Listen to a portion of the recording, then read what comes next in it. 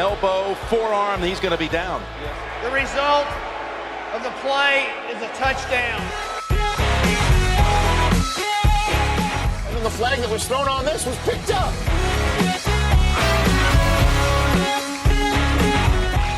I don't know, did it get the face mask? Only do that if you're telling the official you're reporting. The Lions Hangover. How's it going, everybody? Welcome to another volatile edition of the Lions Hangover podcast. I am your host, Brad. Please don't forget to rate and subscribe the show, especially if you enjoy it. Those are the rates and subscribes that I like the most. Also, I am on all social media, so find me there. That's X, Instagram, and Twitter. Also, this guy has a TikTok page. So if you want to find me on TikTok, sometimes I post a video there. You know, it's what the kids are doing, so it's what I'm trying to do is be a little bit cooler and relevant. I think I got that mic positioned just right to hide my chin, my neckline, perhaps. So the Lions drop a frustrating game in Philadelphia last night. They lose by a score of 16-9. What is there to say?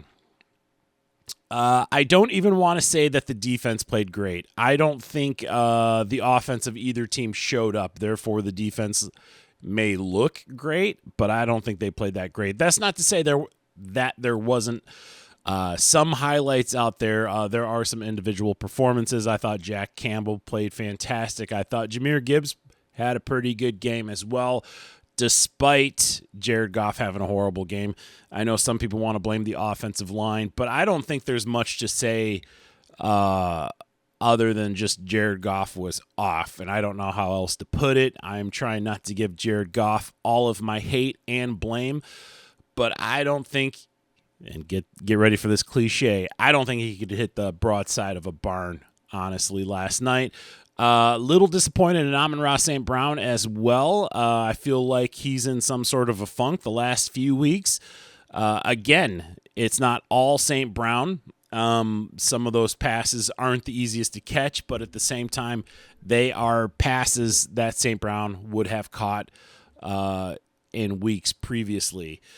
J-Mo had a decent game. Good to see that he's still getting involved. Montgomery, still not finding his stride just yet. That was a weird noise. One good takeaway, and I did enjoy this, and I thought this could have been the turning point of the game, was when the Lions stopped the tush push on 2 straight plays. It was late in the fourth quarter, and I was like, this is it. This is it, man. This was like, they did it. They just stopped the tush push, the all unstoppable tush push, and the Lions did it. So I was like, this is it. The game was still within reach. They were only down by a touchdown, and they were going to get the ball back, but unfortunately they did nothing with that. I'm not super impressed with the coaching. I thought the play calling was fine. I'm not arguing the play calling. Dan Campbell called fine plays. That's not, I mean, Jared Goff went 9 of 25 or something like that by the third quarter. The play calling was fine. The receivers were open. Jared Goff was missing open receivers on the field. That was a bit frustrating. It seemed like he was trying to force it into St. Brown. But there was one play, I want to say it was either third or fourth quarter. He threw it to St. Brown, and it was just nowhere near him. In the meantime, Tesla was wide open. Look, and I know he's like the 4th string wide receiver, maybe even the 3rd, but it's like you have to go through your progressions and see who's open. Tesla was wide open, and as far as we know, the dude can catch the ball, so why not throw it to him? The running game wasn't quite there, but Gibbs did have a great day catching the ball. He was one of the more reliable receivers last night, or at least what can you say? Jared Goff could throw the ball 5 yards, okay?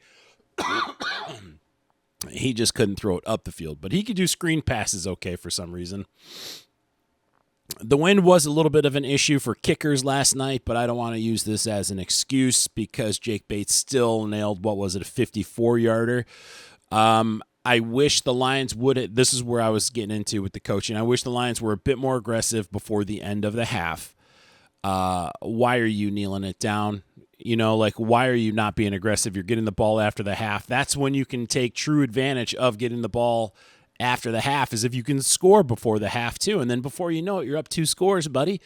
Keep going. You could have done this. Why not at least try? There was, 16 seconds left or something like that? Maybe even 30 seconds. I don't quite remember. I just remember being frustrated that the Lions did not even try to make something happen. Also, I think it was in the third quarter, the Lions went for it on 4th down. It was like 4th and goal or something like that. I would have preferred a field goal at that moment as well. A lot of time left. You needed the points. I have no problem with Dan Campbell going for it on any other 4th down in the game. I honestly don't. Again, the wind was an issue. It's like, what's going to happen here? Just go for it on 4th down. I'm good with it. But when you're in a position to kick a field goal, I would have liked some points in that situation. Only one touchdown for the Lions, and that was J-Mo. So and then he celebrated like a buffoon, and he knows it's a penalty, and that clearly cost a point off the board, which a touchdown would have won the game had they not missed that extra point. And I'm not putting that on Jake Bates. Again, the wind is not a kicker's friend, but neither are penalties. So like that, you just put your team, in a way, you didn't lose the game for the Lions, but you definitely put them in a horrible situation. So J-Mo is a fantastic player. Like I like J-Mo, but the bonehead moves. Just what's wrong with just handing the ball off to the ref? What's wrong with taking a page out of Barry Sanders' book? Just whether the penalty is stupid or not, I'm not going to argue about that. The fact you decide to do something that causes a penalty, and then you have no visual remorse on the field that you just caused a penalty that seriously hurt your team. We could have had the lead. Instead, we were tied at that moment. That point could have come in handy. That would have put us in position for 2 field goals to tie the game at the end, instead of needing a touchdown to win. That was a horrible situation, and it's crap like that J-Mo needs to work on. It's like we're constantly hearing that, oh, J-Mo's not going to make that mistake again, or that's been addressed, or J-Mo has already apologized to teammates and all that stuff. It's like, dude, you're amazing, but you're a buffoon, man. You're just immature. And I get it. He's happy. He seems like a cool dude. And again, I like J-Mo. I feel like I have to stress that part, but he does do stupid shit all the time. So that's a bit frustrating week after week when you're doing things that cause penalties that explicitly hurt your team. The pass interference call at the end of the game, no, it's not pass interference. Did that lose the game for the Lions? No, it did not. So I'm not going to use that for blame, but it sucks when you're playing the game for hope. You're doing everything you can to hang in there, and a BS call like that happens, and all the hope goes away. Like that was essentially the game right there, and the Lions had no chance after that. So it was already their fault. They were already losing. They did not play well enough to win, but they were trying to get something going late in the game, and that messed up call really hurt the Lions. And it was more of an offensive push-off than anything else. So it's just, you hate to see it, but the Lions should have never been in that position to begin with. If you do what you need to do, that stuff is not going to matter. A horse crap call from the refs is not going to matter if you do what you need to do. So I think I've said all there is to say about that. So let's go ahead and just get into the game here. So the Eagles get the ball because I think I missed the coin toss. I'm not sure who won, but either way, Eagles start the game with the ball. They finish with a field goal. Excuse me, I got an itchy chest, man. I should have grabbed a water. All right, we ready? The Eagles start the game with possession. They end that with a punt. Oh, wait, before I do this, why am I making it hard on myself? Put my little glasses on there. My bifocal glasses here. So, yeah, the Eagles start the ball. They end that first drive with 6 plays, only 8 yards. They took 2:44 off the clock, and they end it with a punt. Lions on their first possession go 3 plays and an interception from Jared Goff. I do not blame Jared Goff for this interception. It was a tipped ball. It was crazy. It was just a lucky spot for the Eagles to pick up the ball. Next possession for the Eagles, they get a field goal, a 27-yarder from Jake Elliott. Lions next drive punt the ball after a 3-and-out, and they go -6 yards. They only take a minute 24 off the clock. Eagles punt the ball next time. Lions punt the ball on their next drive. Starting the second quarter, the Eagles punt the ball. Lots of punts in this game. Lions turn the ball over on downs. They go for it on 4th down. That does not work out. Eagles punt the ball. Lions once again turn the ball over on downs on their next drive. Eagles on their 8th drive or something like that, get another field goal, 9 plays, 27 yards. This time it was a 34-yard field goal by Mr. Jake Elliott. Next, the Lions 3 plays, 74 yards. They top it off with this 40-yard touchdown from J-Mo. Fake to Gibbs. Again in the middle. Jameson Williams on the run. Not going to get him. Touchdown. You are not catching him when he is taken off. And Williams finds the end zone again. There's just no way to understand the kind of speed that guy has. Watch when he makes the break. And you've got Adoree Jackson who can really run, but it didn't matter. But like we said, after his penalty, that sets the extra point back, and Jake Bates misses it, so that means the game is tied at 6. The Eagles on their next drive go 10 plays for 64 yards, and they finish it with a 1-yard touchdown run from Jalen Hurts with the tush push. Okay, so here we are, end of the half, 1 play, 1 yard, -1 yard for 16 seconds. The Lions just kneel the ball out with all of their time outs, mind you. Why not, dude? Why not? And you're even losing at the end of the half. This is every single NFL team I see do this. It drives me freaking nuts, dude. Freaking nuts. Be aggressive at the end of the half. I don't care if there's just even if there is 1 second left, unless you have like a 3-touchdown lead. Why are you kneeling it before the end of the half? I cannot stress enough how much of a pet peeve that is for me. Because, and let's just pretend you don't do that great coming out of the half. What if the other team makes the fake adjustments, and then you go nowhere in the second half? Like the Lions go 6 plays for 33 yards to start the second half, take 2 minutes, 45 seconds off the clock, and they turn the ball over on downs. So that's basically a wasted possession. But that doesn't matter because there's another punt. The Eagles go 3-and-out. Then the Lions turn the ball over again on downs. They go 9 plays, 69 yards. They take 5:20 off of the clock. I think this is the one where I was hoping that they would at least kick a field goal down in the red zone there. I think they were like on the 4-yard line or something.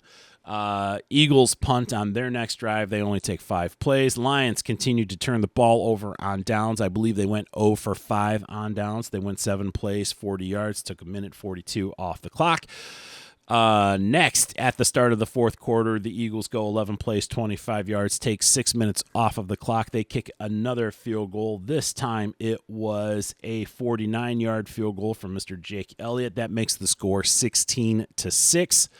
Lions punt on their next drive. The Eagles punt on their next drive. The Lions punt on their next drive. Next, the Eagles turn the ball over on downs after 4 plays, 9 yards. This is when the Lions stop them on the back-to-back tushy pushy. I like that. Let's call it a tushy pushy from now on, because the tush push is just such a stupid name. You might as well just double down on the ridiculousness of it. Then the Lions go 4 plays, -7 yards. Can't do anything stopping the tushy pushy. But yeah, Jake Bates does get his field goal. That's a 54-yarder. Good job, Jake Bates. That makes the score 16-9. And then the Eagles go 6 plays for 19 yards and finish the game on a crap pass interference call from who was that? That was Rocky Yassin, wasn't it? Yeah, who got that call. And an innocent man I have not seen more of. So, yeah, it's crap. That's the way the game goes. And now the Lions drop to 6-4, and they have the New York Giants next week. So let's go over the stats, starting with the bad guys. Jalen Hurts went 14 of 28 for 135 yards. He was sacked one time for a loss of 11 yards. He finished with a 63.8 quarterback rating. Saquon Barkley ran the ball, 26 times, 83 yards, no touchdown. His longest was only 14 yards. I have to say, even the Eagles' offense was horrible. They struggled most of the time. Even I would see Saquon Barkley, when he would get the ball and try to run it up the middle, it's like he just gave up. Like he had no interest in running whatsoever.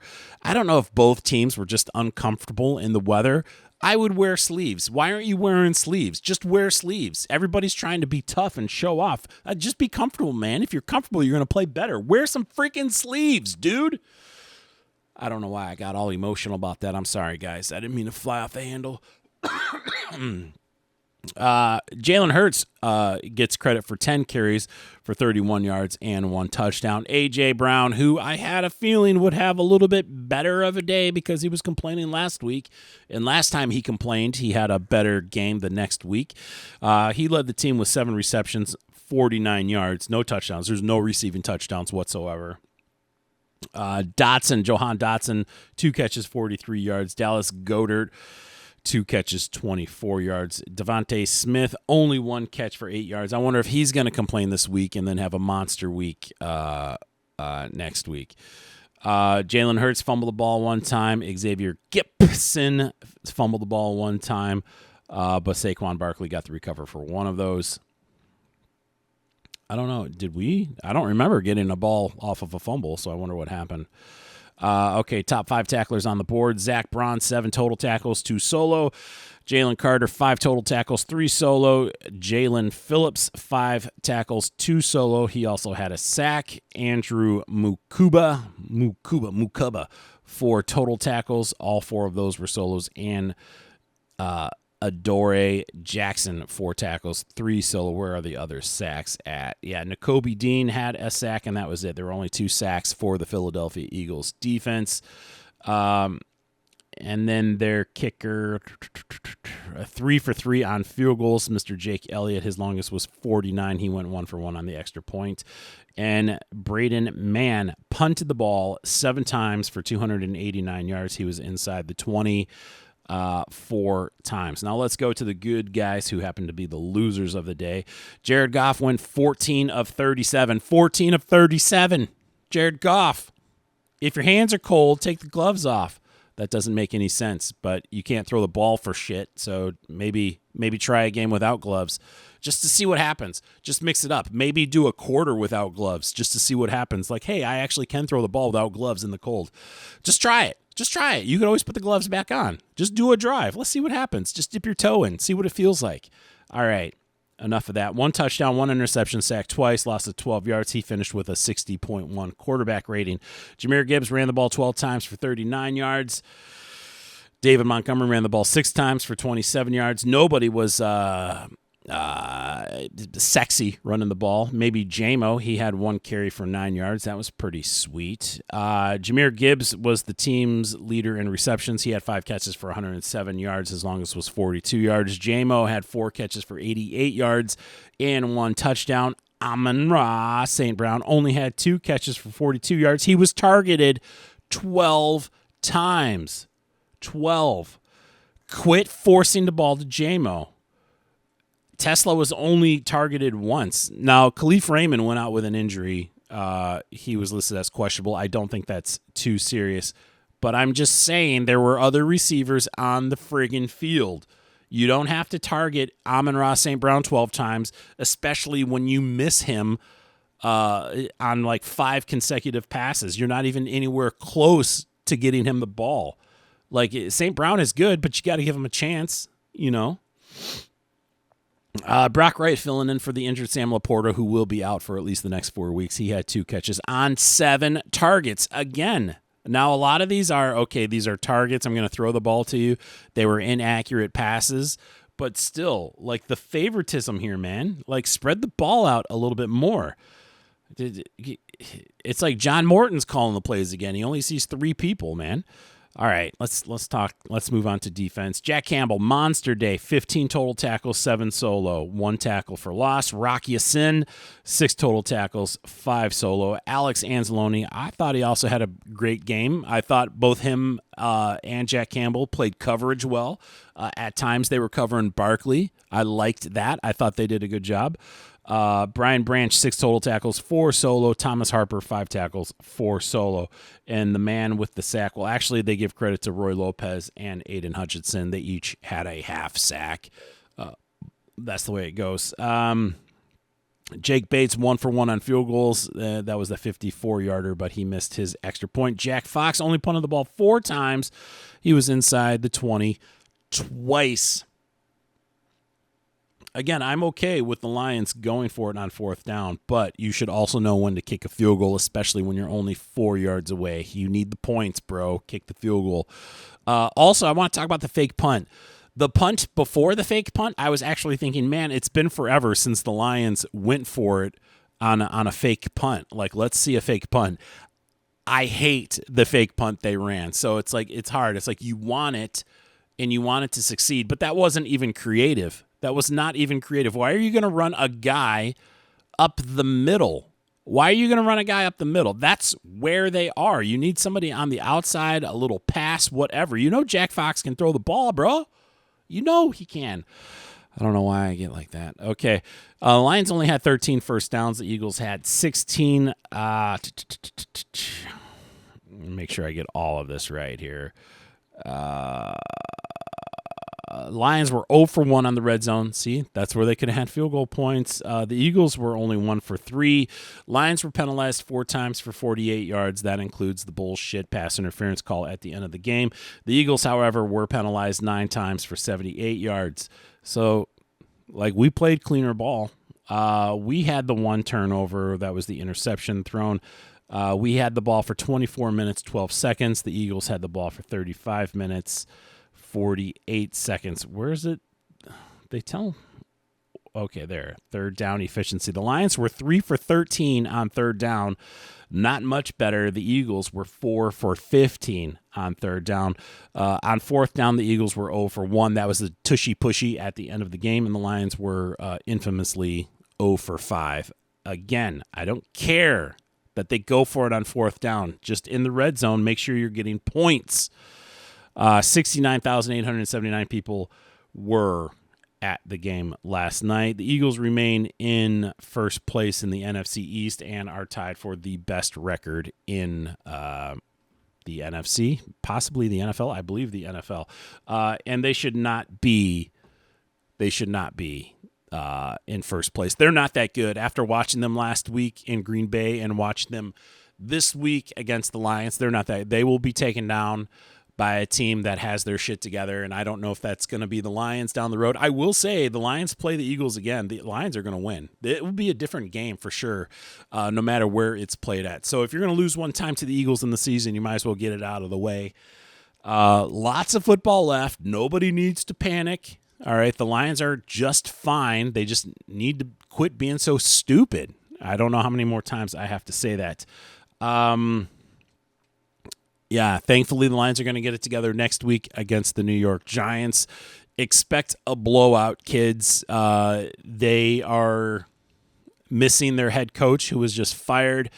They're a mess. They're going to start the one quarterback. What's his name? Oh, the rookie might be back by then. I think he's in concussion protocol, isn't he? Yeah, I'm not entirely sure. But they do have Cam Scatabo. I don't know if he's injured or not either. So we'll look into it. We will get into it. I'm going to try and get the preview game out on Wednesdays from now on. And for Thanksgiving week, I'm going to try and get it out by Thursday. No, I'm sorry. That's not right. I meant to say Tuesday. So we will see how that goes. That is my new goal. I would like to have the preview episode out by Wednesdays, though. Wednesday night, so you have it to listen to Thursday. That is so everybody has an extra day to hear the preview game, because I feel like if I'm getting it out on Thursday and you're not hearing it till Friday, like, I don't know. I just feel like I could get more listens or something for the preview game. Other than that, I think that's it for me. I hope you guys have a good one. Sorry we suck on this Monday after a Lions game, but don't worry. Things are going to turn around next week, and the world will be right once again. The Lions will be 7-4. I'm guaranteeing a victory against the Giants. If we lose against the Giants, I don't know what to say. But good news, Jack White is coming to town for Thanksgiving, so we can talk about that for the Thanksgiving game after I sold my tickets. I don't know. It was still worth it. All right, you guys have a good one. Bye-bye.